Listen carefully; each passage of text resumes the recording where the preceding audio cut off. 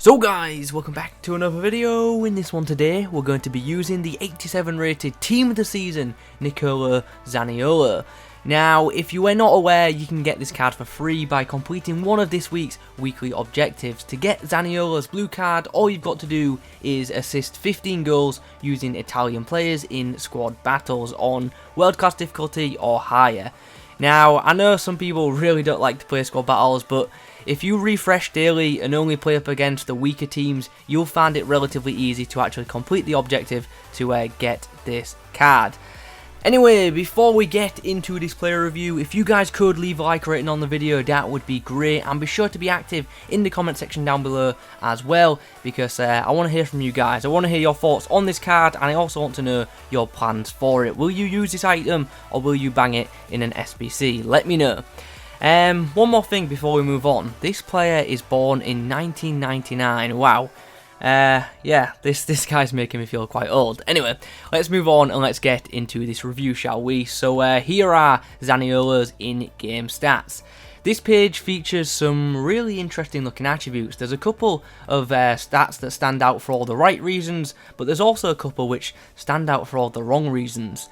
And we'll start by looking at the shooting section. This guy's got a really high attack positioning stat, and since he's got high low work rates, I am expecting this card in game to be very attacking and to stay and push forward regularly. Also in the shooting section, we can see Zaniolo's got 88 finishing and 91 shot power, two pretty solid attributes for an attacking mid. In the passing column, we can also see that this guy has great vision of 95, really good short passing of 93, and decent long passing of 85. Over in the dribbling department, we can see what looks to be an instant negative for this Zaniolo item. This guy's agility is horrendous. He's got 62 agility, which is really poor. Even if this guy had a dribbling specific chem style on him, his agility would only go up to 72 in game, which really isn't that great at all. So yeah, that's definitely something we're going to have to watch out for when using this guy. He shouldn't be too quick to turn with the ball, so we'll have to test it out in game.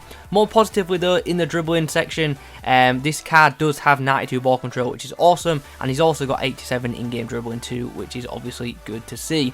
Physically, this card appears to be pretty solid. He has the max rating for stamina, really good strength of 85, and relatively high aggression of 83. With this card having so many odd stats, it will be interesting to see how this item performs in game. So without further ado, let's get into some matches and let's see how we get on with Team of the Season Zaniolo.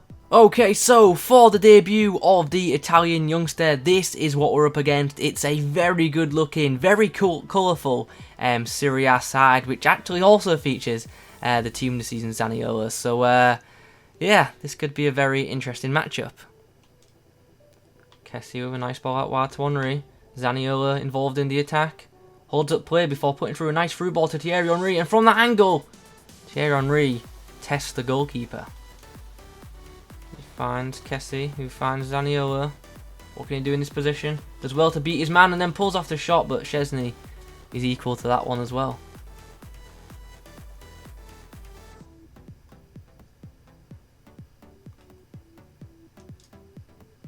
Oh no, giving the ball away to my opponent Zaniolo, but luckily Edison's pulled off a fantastic save and blocked the shot there. Here is Immobile. I need some support from literally anywhere. Zaniolo's through. Plays through Immobile. And he somehow returns it to Zaniolo, but Zaniolo's fouled in the box. Oh, tackled in the box, sorry. But nonetheless, a chance has been created and a chance has been taken and Bark scored.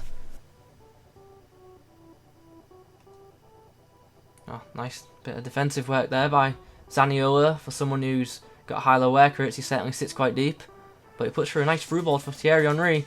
And maybe we can profit off this attack. Zaniolo with a chance! It's a left-footed strike. And he was really reaching out for it. And unfortunately, it didn't have any power on it. Or at least enough to test the keeper. Here's Henry. Gets the ball to Zaniolo, who's under a bit of pressure. But he actually does really well to hold off Pjanic. Going to try and take off a shot. And, ooh, not a bad effort there. Striking the post.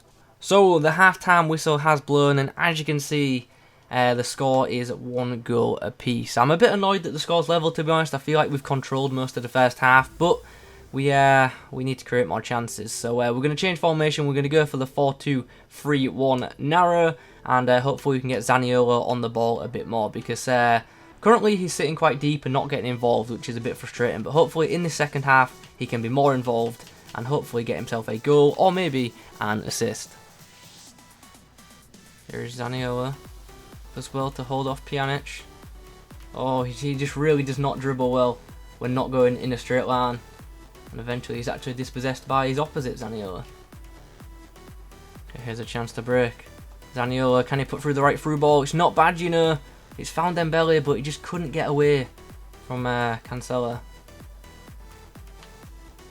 Here's a chance. Zaniolo's got himself forward. Slides through the ball for Thierry Henry, and that's a great ball. And Thierry Henry will not miss a chance like that. And that is actually a really nice assist from the Italian midfielder. So the full-time whistle has just blown, and as you can see, we did indeed get the 3-2 win. It was a very close game in the end, but I feel like we should have probably scored more goals. How was Zaniolo in that game? Despite his high rating, I don't actually think he was that effective. He didn't get involved as much as I would like, and his agility is just atrocious. Like, when he's got the ball, he's hard to 10 when he's got possession, and even when he doesn't have the ball and the ball goes past him, it just takes him ages to turn around and react, which is a bit frustrating. Anyway, let's get into another game and let's see how he does against a completely different opposition. So for the next game, this is what we've matched up against. It's a pretty insane La Liga / Premier League hybrid, and it features no less than 6 team of the season players. So yeah, this game could be pretty tough. Here's Zaniolo, slides through Thierry Henry, and Thierry Henry takes off the shot, and it takes a bit of a deflection, but nonetheless, we've got a goal. Henry's got a goal, and Zaniolo should have an assist.